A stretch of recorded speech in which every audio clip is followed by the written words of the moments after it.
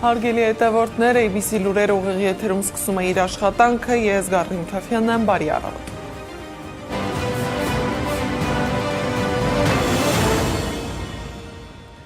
Ընդդիմությունը վիճարկում է ընտրության արդյունքը, իսկ քաղաքացիական պայմանագիրը սկսել է իր պաշտոնները բաժանել։ Նիկոլ Փաշինյանը հայտարարել է, որ ազգային ժողովի նախագահի թեկնածու են ընտրել Ռուբեն Ռուբինյանին։ Քաղաքացիական պայմանագիր կուսակցության վարչության նիստից հետո լրագրողների հետ զրույցում Ռուբեն Ռուբինյանն ասել է, որ չի կարող ասել սպասելի էր, թե անսպասելի, բայց շոյված է արդյունքից։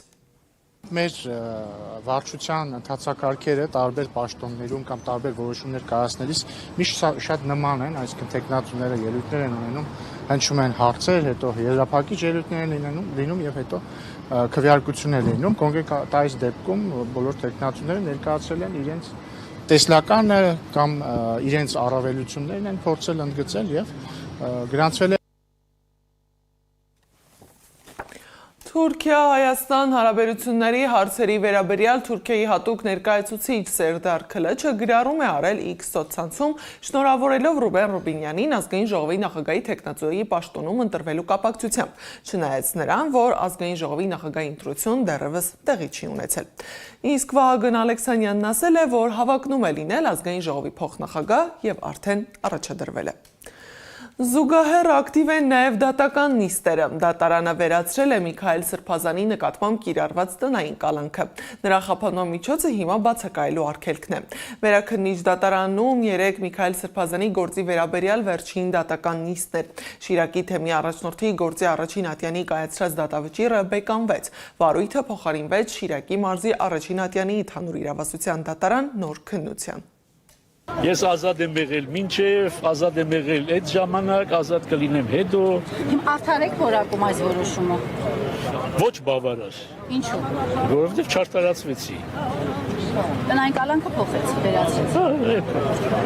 Ավելի լավ էր պահել։ Ֆուտբոլ էի նայում գիշերը։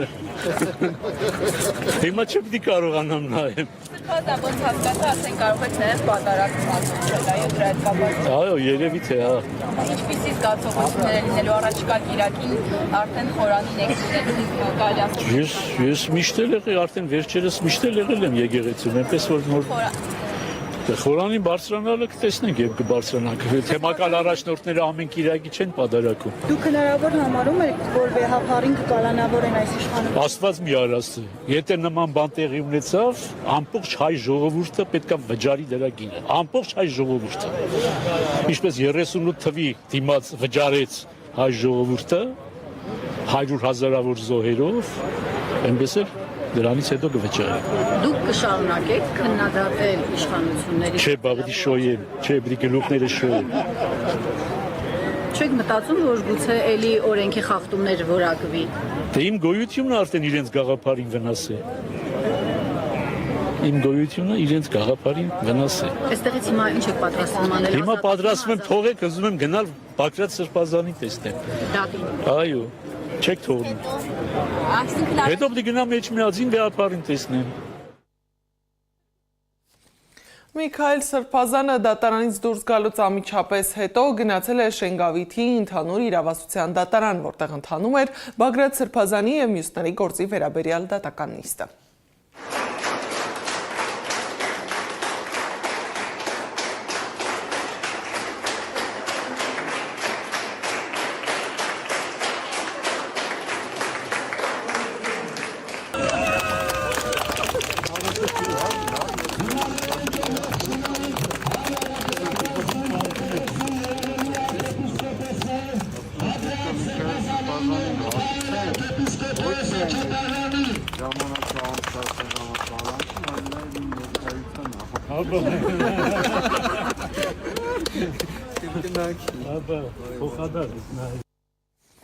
Բագրատ arքեպիսկոպոս Գալստանյանի եւ Սրբազան պայքար շարժման 17 աջակիցների գործի վերաբերյալ դատական նիստին դատախազը ապացույցների փուլում ներկայացնում էր փորձաքրեագիտական հետազոտությունների արդյունքները, կարդալով մի եզրակացություն, որը վերաբերում էր Ոման Հայկ Մաթևոսյանի տանը հայտնաբերված գույքին եւ իրերին։ Փաստաբան Տաթևիկ Սողոյանն ասել է, որ անհասկանալի էր, ինչ կապ ունի Մաթևոսյանի տնից արգրավված խոհանոցային դանակը, բրոնեժիլետը եւ կացինիկն այս գործի հետ, քանի որ վերջին գործով իմաստով ոչ վկա է, ոչ հարցաքննվել է, ոչ էլ մեղադրյալ։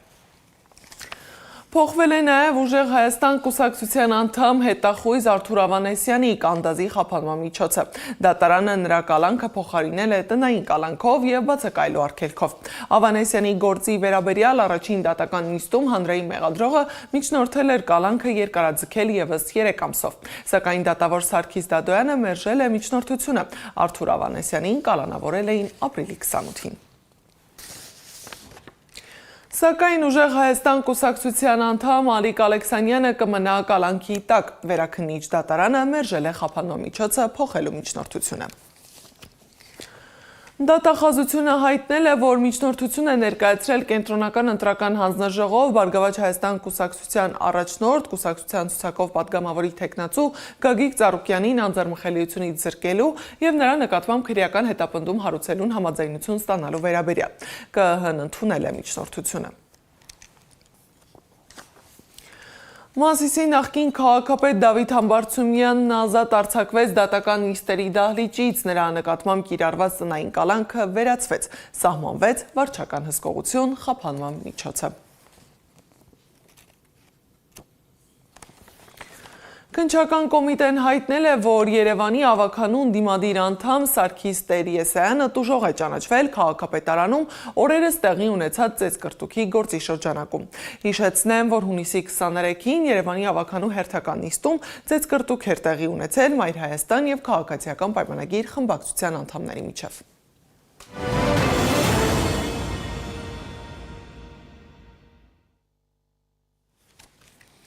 Ադրբեջանի արտաքին գործերի փոխնախարար Էլնուր Մամեդովը հանդիպել է Հարավային Կովկասի եւ Վրաստանի ճգնաժամի հարցերի Եվրամիության հատուկ ներկայացուցիչ Մագդանելա Գրոնոյի հետ։ Մամեդովը ներկայացրել է Հայաստան-Ադրբեջան հարաբերությունների կարգավորման վերջին զարգացումները եւ խաղաղության օրակարգը։ Նրանք ընդգծել են խաղաղության գործընթացն ավարտելու պարտավորությունները ժամանակին կատարելու եւ փոխադարձ վստահությունը ամրապնդելու համար առկա հնարավորությունները գործածելու կարեւորությունը։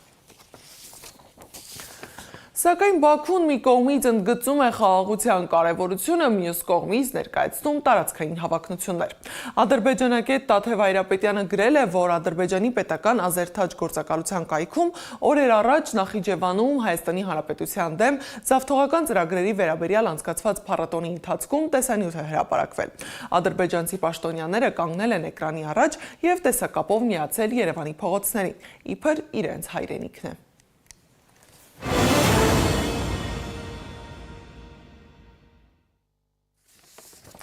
Վենեսուելայում նյութական եւ մարդկային վնասները բազմաթիվ են, մարդիկ դեռ վախի ու անորոշության մեջ են։ Վենեսուելայի հայ համայնքի հոգևոր առաջնորդ Պետրոս եպիսկոպոս Մանուելյանը ABC մեդիայի հետ զրույցում ասել է, որ ավերիչ երկրաշարժից հետո հայ համայնքում զոհեր եւ վիրավորներ չկան, սակայն բազմաթիվ հայեր նյութական վնասներ են կրել։ Նրա խոսքով շատ մարդիկ գիշերն անցկացրել են փողոցում, հետցնցումների վախի պատճառով։ Իսկ օգնության դերեր դրամատրած են, որովհետեւ օգնություններ դրամատրվին, տարբեր զանազան երկիրներ արդեն օգնություն գղրգեն դեպի Վենեսուելա եւ այս վայրի դրությամբ նաեւ հայկական համայնքի անունով հայկական ակումբներ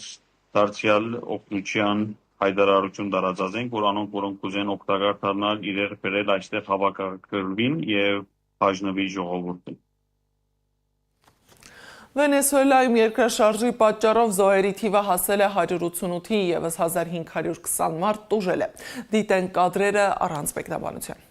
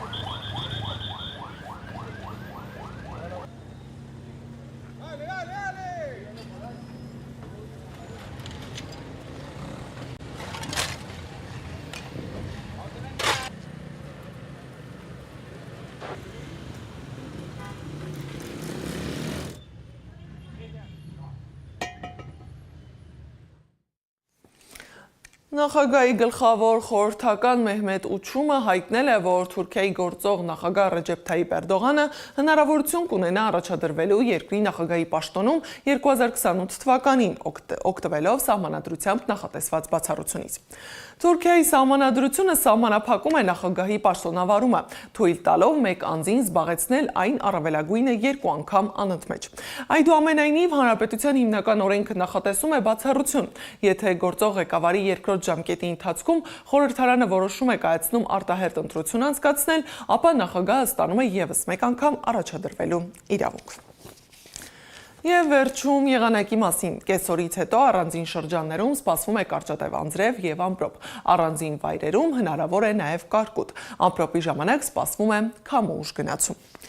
Իսկ Եվրոպայում ուժեղ շոկի հետևանքով մահացությունների թիվը շարունակում է աճել։ Ֆրանսիայում վերջին օրերին գրանցվել է երկրում երբևէ եղած ամենաշոգ 24 ժամը։ Երկրի հարավ-արևմուտքում գտնվող Պիսոս կոմունայում ջերմաստիճանը գերազանցել է 44 աստիճան տաքությունը։ Շոկի ալիքի սկսվելուց ի վեր երկրում առնվազն 48 մարդ է խեղդվել, փորձելով զովանալ։ Եղանակային պայմանների պատճառով առաջացել են անտառային հրդեհներ։ Սահարայից ժամանած ջերմային գմբեթը սրել է վիճակը Եվրոպայի մնացած հատվածներում ևս ներառյալ Գերմանիան, Նիդերլանդները, Բելգիան, Իտալիան եւ Իսպանիան, որտեղ վերջին 3 օրվա ընթացքում մահացել է 212 մարդ։ Այս ժամի համար նախատեսել էինք այսքանը, շարունակեք հետևել մեզ սոցիալական բոլոր հարթակներում, ABC լուրերը եթերում կլինի ժամը 12-ին, մաղթում եմ արդյունավետ աշխատանքային օր, առայժմ։